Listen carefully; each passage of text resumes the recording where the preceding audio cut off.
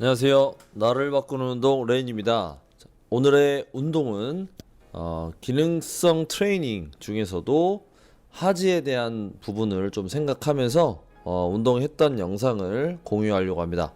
자, 처음에는 바이퍼라는 도구를 이용해서 동작을 진행했는데요. 서 있는 자세에서 상체를 이렇게 숙이는 동작입니다. 숙였다가 일어나는 동작. 두 번째 동작은 이렇게 리버스 런지를 하면서 몸통도 회전을 하면서, 이게 하지에서 일어날 때 저희가 크로스 체인으로 대각선 방향으로 이렇게 힘을 사용하게 되거든요. 자, 이번 동작은 바닥에 있는 물건을 위로 들어 올리는 어떤 형태의 운동을 진행을 하였습니다. 보시면 알겠지만 하지의 적절한 어떤 타이밍과 순서들, 그 다음에 부드럽게 이어지는 동작입니다. 그리고 마찬가지로 사이드로 런지를 하면서 무게를, 바이퍼를 들고 있는 상태에서 옆으로 찔러주고, 그러니까 이런 동작들 은근히 많이 하게 됩니다. 일상생활에서도 이러한 동작들을 은근히 하게 되는데, 운동이라고 해서 무조건 그냥 보디빌딩 방식의 운동만 하는 것이 아니라 이렇게 다양하게도 운동할 수 있다라는 것을 보여드리고 있습니다. 그래서 바이퍼란 도구가 참 여러가지 움직임을 이끌어내기에 참 좋습니다. 이번에는 이제 한 발로 싱글레그 데드리프트 자세에서 힘락이라고 하는 자세로 변환하는 중입니다. 그래서 달리기를 하시는 분들이 이런 동작을 하시면은 정말 많이 도움이 됩니다. 고관절에 대한 움직임도 많이 좋아지게 되면서 고관절을, 지면을 밀고 나가는 힘도 좋아지게 되고요. 그 다음에 다리를 사용할 때 상체의 이 움직임도 함께 사용하는 리듬 또한 좋아지기 때문에 저는 좀 많은 분들에게 이런 운동들을 추천을 합니다.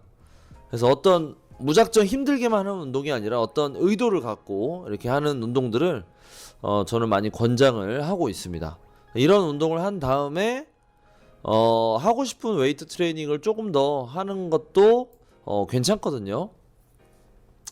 그래서 지금은 이제 림포워드 자세에서 바이퍼를 몸에 감싸고서 상체에 리듬 훈련을 하고 있습니다. 상체를 좌우로 움직이고 있지만 저는 앞쪽 다리의 힘으로 좌우로 넘어지지 않기 위해서 균형을 잡아야 됩니다.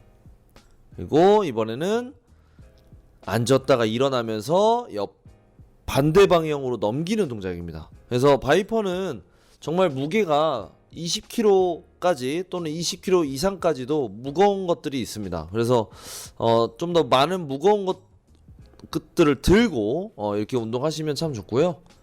또는 이제 가벼운 바이퍼를 이용해서 이렇게 준비 운동처럼 이런 동작들을 해보시는 것도 저는 추천을 드립니다. 지금 하는 동작은 이제 스쿼트 자세에서 발목의 움직임까지, 발가락의 움직임까지 사용하면서 동작을 해내고 있는 중이거든요. 대부분 이제 스쿼트를 하면은 뭐 깊이 앉는 스쿼트는 안 하는데 이렇게 무릎을 끝까지 구부린 상황에서 발목까지도 사용하는 동작을 보실 수가 있겠습니다. 그리고 허리가 지금 약간 구부러져 있지만 통증이 없으면 괜찮은 거거든요. 그리고 바이퍼의 무게가 너무 무겁지만 않으시면 충분히 괜찮을 겁니다. 자, 이번에 진행하는 운동은 하지는 계속 스텝을 하면서 움직이고 있는데, 이 케이블을 이용해서, 카이저 인피니티라는 케이블을 이용해서 회전을 하면서 프레스를 하는 동작입니다. 그래서 하지의 어떤 버티는 능력도 중요하고, 그 다음에 상지의 이 횡단면에 대한 운동을 많이 하게 되기 때문에 전신의 근육을 또 사용할 수가 있겠습니다. 그 다음에 기능성 트레이닝이잖아요. 그러면 각 관절마다 또는 관절 간 근육 간의 협응 능력을 좀 많이 이끌어내는 어떤 운동의 형태를 하시는 것이 좋거든요. 그래서 저는 지금 스쿼트를 진행하고 있지만 일부러 딥 스쿼트를 통해서 어느 정도 깊이 있게 내려가게 되면 일반적으로 역도 선수가 아닌 이상 대부분 일반적으로 골반이 살짝 말리게 돼 있습니다. 그래서 대부분 이제 권장하는 것은 말리기 전까지 중량 스쿼트를 하라라고 이야기를 하는데, 저는 이제 고중량이 아니라 적당한 무게를 갖고 제가 허리가 불편하지 않는 선에서, 무릎이 불편하지 않는 선에서 내 신체를 이런 움직임에 적응시키고 있습니다. 그래서 저는 일반적인 어떤 특정한 자세에만 고정되어 있는 것이 아니라 내가 편안하게 그냥 앉는 동작인데, 맨몸으로 앉는 동작인데 무게를 얹혔다고 해서 그 동작이 과하게 바뀌면서 또 다른 동작으로 해내는 것이 아니라, 원래 그냥 앉았다 일어났다 하는 동작을 무게만 얹혀놓고 그냥 운동을 하는 거죠.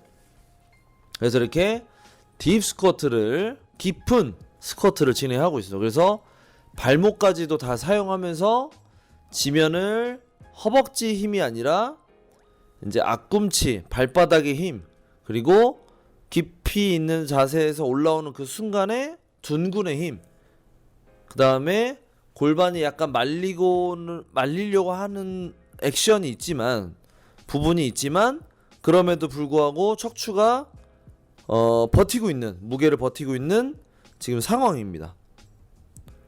그래서 이런 운동을 하실 때 파워리프팅 선수처럼 하는 것이 아니라 정말 천천히 하면서 내 몸에 어떤 불편함이 있는지, 아니면 뭔가 움직임에 제한이 있는지, 이런 것들을 좀 내적 피드백을 받으시면서 느껴보면서 운동을 하는 겁니다. 그래서 속도가 천천히 하셔야 됩니다. 제가 지금 일어날 때도 그렇고 앉을 때도 그렇고 상당히 천천히 하는 것을 보실 수가 있습니다. 그래서 휴대폰이나 이제 이런 걸로 메트로놈을 켜놓고 하는 것도 정말 도움이 많이 됩니다. 그래서 실제로 무게는, 가장 중요한 것이 무게는 통증이 없는 선에서 가장 중요한 것, 그리고 다리의 떨림이 느껴질 때까지 동작을 진행하는 겁니다. 자, 이번에는 스텝박스를 이용해서 스텝박스 의자에 앉는 것처럼, 의자에 앉았다가 일어나는 것처럼 하는 건데, 이때 중요한 것은 무게가 좀 있어요. 지금 무게가 약 80kg 정도 되는 것 같은데, 천천히 앉았다가 일어나는 형태입니다. 이때 중요한 것은 최대한 하체가 흔들리지 않도록 컨트롤하는 연습을 하는 거죠. 천천히 앉았다가 천천히 일어나는 겁니다. 이런 형태의 속도 제어를 하는 것도 상당히 도움이 되거든요. 무조건 무게만 많이 치는 것이 아니라 이렇게 속도를 제어하면서, 또는 속도를 빠르게 하거나 또는 천천히 하거나, 어느 구간에서는 빠르게 일어나거나 또는 내려올 때 빠르게 내려오거나, 이런 형태로 다양하게 변화를 줘서 운동을 진행할 수 있으면 다양한 육체의 경험을 줄 수 있기 때문에 신체가 더 대처 능력이 좋아지게 될 것입니다. 마지막은 불가능백 스쿼트 자세에서 발을 올려놓고 점프를 하고 있죠 지금. 그래서 착지를 했을 때에 이제 발목과 허벅지에 충격을 주는 거죠. 그래서 감속 연습을 하는 겁니다. 감속. 높이 뛰는 것도 중요하지만, 높이 뛰는 것보다 내려왔을 때 어떻게 내가 잘 떨어질 것인가, 이것이 정말 중요하겠습니다. 그래서 지금 오늘 보여드린 하체에 대한 어떤 다양한 기능성 운동을 보여드렸습니다. 항상 다양한 경험을 신체에 주었으면 좋겠습니다. 항상 부상 조심하시고 오랫동안 즐겁게 운동하시길 바라겠습니다. 감사합니다.